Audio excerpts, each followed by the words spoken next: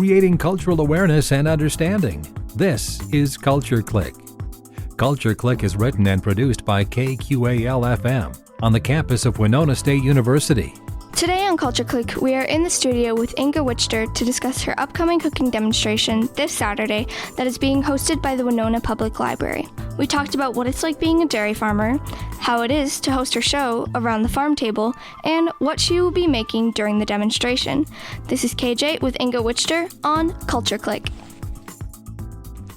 So I'm in the studio today with Inga Witscher. How are you doing today? I'm doing really well, thank you. So you are part of Around the Farm Table. What is that exactly? So Around the Farm Table is a television series which really celebrates Midwest agricultures and small food producers, family farmers, and all kinds of things. I'm actually a fourth-generation dairy farmer, and I milk cows and make cheese on my small dairy farm near Eau Claire, Wisconsin.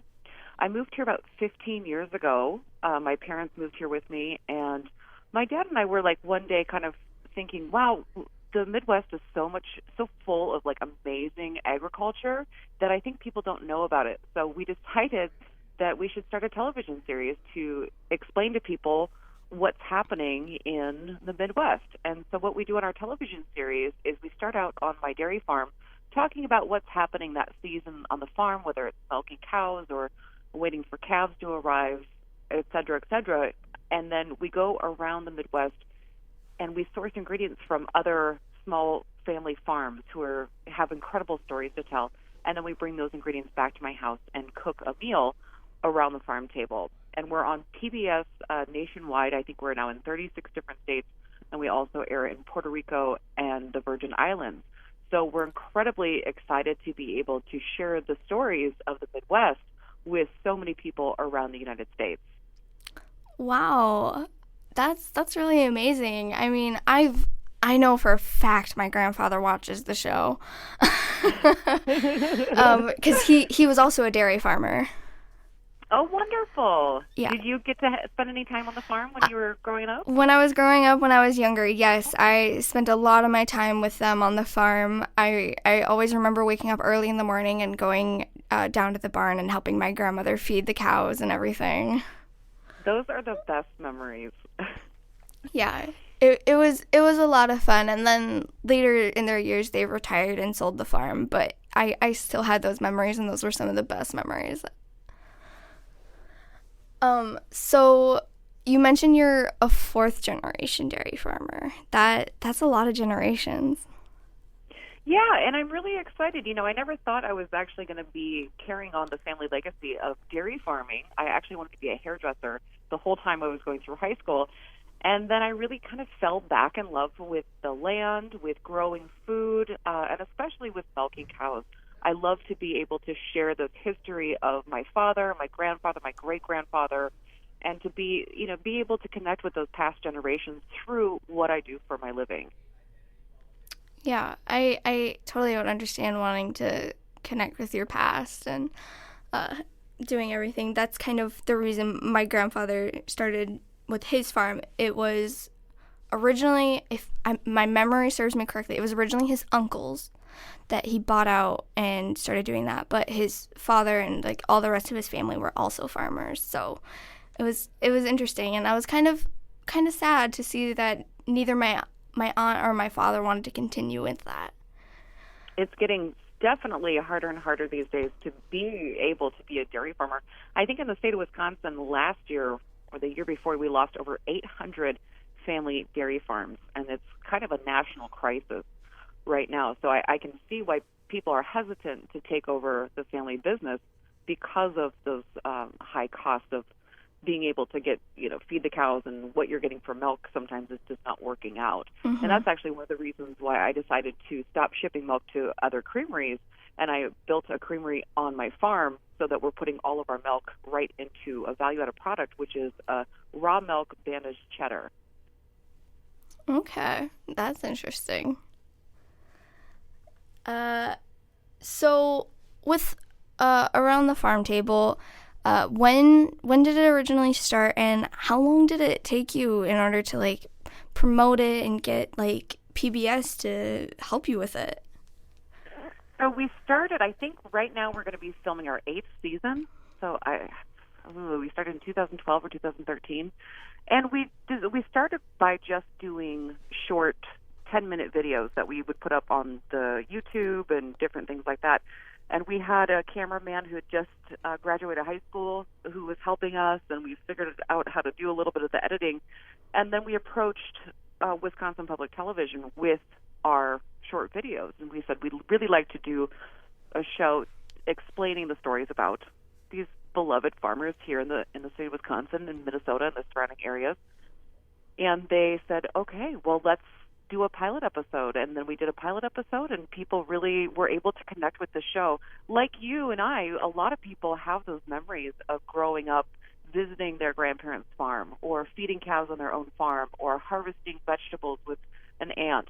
And so I think with the show, a lot of people can really connect with the stories.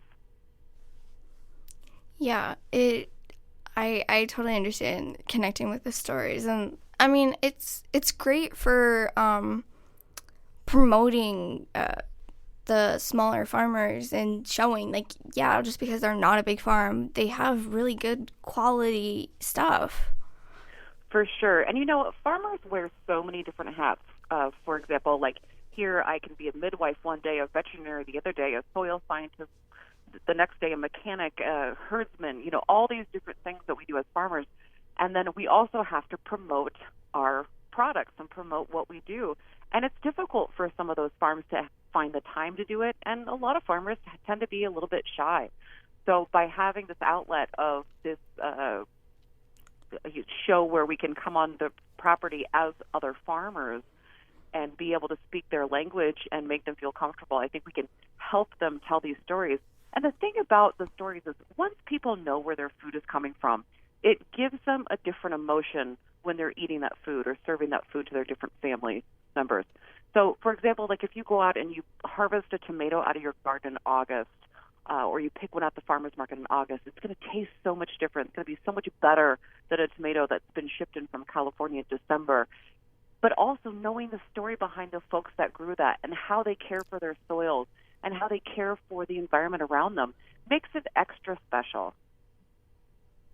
Yeah, it really does. I totally get like that nice feeling of like this is like freshly grown, like like that someone like tenderly cared for this plant and like here's their fruition of it. So you've traveled all over Wisconsin, Minnesota, and obviously the rest of the Midwest. Do you travel more in certain areas, or is it just wherever you can have like someone guest on it?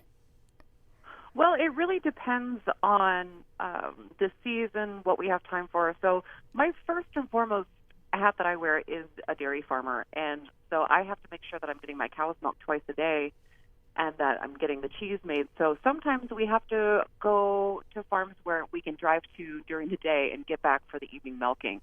Sometimes I'm able to have my husband milk for me, and then we can go a little bit farther. And really, we're just trying to find these great stories. So we could be going to, 5 hours away because the person is growing something really unique or growing something in a really unique way. Or agritourism. We've gone down to the southern part of Wisconsin and visited people who have turned their farms into bed and breakfasts. And it's just like, it's so interesting. So we go wherever the story takes us, and sometimes I just have to be back by the evening milking. Understandable. But yeah, the bed and breakfast one sounds interesting. It's very interesting. A lot of farmers are sort of looking for that other thing that they can implement on their farms to bring in a little extra cash. And a lot of people want to stay on farms and want to have that experience for their children of seeing the baby cows or the lambs or the cats running around and being able to have that experience. So it's a win-win for both the farmers who are offering those stays and also the people who can get out and stay at those places. Yeah, that's really intriguing. I might have to do that one day just to relive the experience. So let me think of how I want to word this. So a lot of what you kind of do is you go to these different farms and you gather ingredients and then you bring them home and cook them. What kind of dishes have you made in the past? Oh, I've made everything from a veal roasted in hay to a classic egg bake, homemade ice cream. Let's see, nettle soup is one of my favorite things. In the spring, when you have nettles or burning weeds, some people call them, if they touch your skin, they'll make you itch and sting and forever. But they're chocked full of nutrition, and they're one of those first wild edibles that come up in the springtime. And so I really like to make those into a soup. I've also made them into a cake, and you're getting all that nutrients from the soil. So I like classic dishes, but I also really love to try different things. Like I said, with those wild foods like nettle soup or farro salads, or just cooking is so fun, and it's fun to be able to experiment with different things. Maybe some things work out, maybe some things don't, but that's okay. And so I just like to experiment with all kinds of different things. And really, I focus on the ingredients and how to make the ingredients taste as good as possible. So the dish really revolves around what ingredients I'm cooking with. Wow, that's nettle soup. I've can't say I've heard of that, and I don't know if I'd be willing to try it, to be fully honest. It's absolutely delicious. When you're cooking with nettles, as soon as they hit warm water, whether that's under the sink getting rinsed off or in the soup pot, they lose their sting, and they're absolutely incredibly, they sort of like, it's a great spring tonic after being sort of missing all those great greens during the wintertime. It's a great spring tonic to be able to have a nettle soup, and it feels like it revitalizes you after the long winter. Okay, I'll put that on the back burner of maybe trying it. So speaking of all this cooking, you actually have a cooking demonstration coming up here that's being hosted by the Winona Public Library. Do you want to talk more about that? Yeah, I'm really excited. It's going to be a week from this Saturday on the 27th of March at 10 a.m., and people can sign up for the Zoom link, I believe, with the library. And it'll be about a 45-minute demonstration talking about spring ingredients, what's happening around the Midwest, why we should be eating local food, what are those benefits, how to find that local food in your area. And I'm going to be making a spring soca. And a soca is a chickpea flour that I kind of make into like a flatbread or like almost like a pizza crust. And it's gluten-free, and you can top it with all kinds of your spring favorite ingredients like morel mushrooms, ramps. I do top it with a pesto, and so soca is actually from Provence. It's from the south of France, and it's a street food there. But I've kind of interpreted it here as more of like, when I make it for my husband, he calls it a healthy pizza because it's gluten-free, and I fill it with all kinds of great vegetables. And then I'm also going to be making an ancient drink. It was like the original Gatorade. It's called Switchel, or some people call it Haymaker's Punch. And it's a delicious drink of apple cider vinegar with local honey and a little bit of ginger mixed in. It's delicious. It's really hydrating, and it's a perfect drink for garden season. Wow. Yeah, I've never heard of soca, but I have heard of Haymaker's Punch. I've never had it, but I've heard of it. Oh, you'll have to try it. It's so fun, and it's a recipe that's been around. And I suppose some people started planting apple trees on the East Coast all those years ago. Yeah, I'll definitely have to try it. So with the demonstration, will you be like listing ingredients and like saying step by step what you're doing so that way people can like make it later if they want to? We'll definitely be talking about measurements, what the ingredients are, and our recipes are also always available on our website. Our website is aroundthefarmtable.com, and you can find these recipes today under the recipe section of Around the Farm Table, and then you can actually get some of those ingredients and follow along with us while we're doing the cooking demonstration, or always come back to it later on and make it another time. Awesome. Yeah, we'll definitely have to look into that because I know I am not culinary inclined whatsoever. Well, the good thing is when you start with great ingredients, you don't have to be a culinary genius. Those ingredients really speak for themselves. True, yeah. But my other roommates might be interested in making that, so I'll have to see if they want to do it. So, like we said, it's sponsored by the Winona Public Library. Did they reach out to you to do this whole demonstration? I actually reach out to libraries all around. I have folks from different areas saying, oh, can you come and do... I used to do a lot of in-person demonstrations so I could get out and meet people. And now, obviously, all that has changed. So now we're doing them on Zoom. So I have people from different areas say, can you reach out to our libraries to do a demonstration in our area? So I reached out to them a few months ago, I think even maybe like a year ago. And then we decided on this date for a Zoom conference or a Zoom demonstration. Ooh, that's fun. Yeah, normally with most events, it's the other way around. So that's actually really nice. Yeah. So how can you already plugged your website, but how can people find out more about you and about, just your whole show and everything, I guess? Well, you can follow along with us on Facebook or Instagram at Around the Farm Table. The name of my dairy farm, which is also on Facebook and Instagram, is St. Isidore's Dairy, ST.ISIDORES Dairy.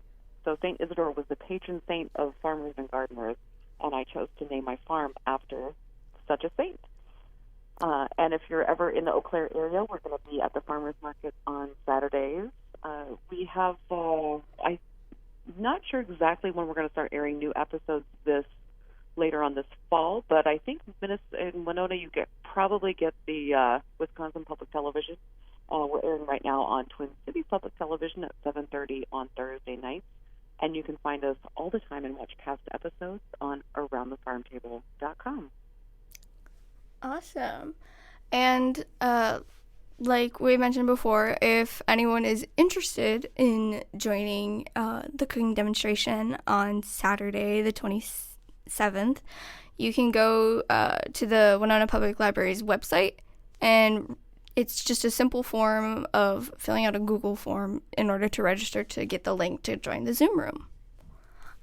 So I just want to say thank you, Inga, for doing this interview. It was so much fun talking to you, and I really can't wait to see the Haymakers Punch and what else you have to talk about. Kelly, it was absolutely a delight talking with you today, and I hope that I'll be seeing you through our screen on Saturday morning, the 27th at 10 a.m. I'll for sure be there. Will I be fully awake? Questionable. Oh, to be young again. Thank you, Inga. Thank you. Have a great day. You too. Thanks again to Inga Witscher for the interview. To learn more about Inga and her show, go to AroundTheFarmTable.com. To sign up for the cooking demonstration, go to the Winona Public Library site under the Events tab. The demonstration will take place this Saturday, the 27th at 10 a.m. To stream today's episode or any other episode of Culture Clique, go to kqal.org and click the podcast tab. This is KJ on Culture Clique. Creating cultural awareness and understanding. You've been listening to Culture Clique. Support for Culture Clique is made possible by the Minnesota Arts and Cultural Heritage Fund. Culture Clique is produced by KQAL-FM on the campus of Winona State University.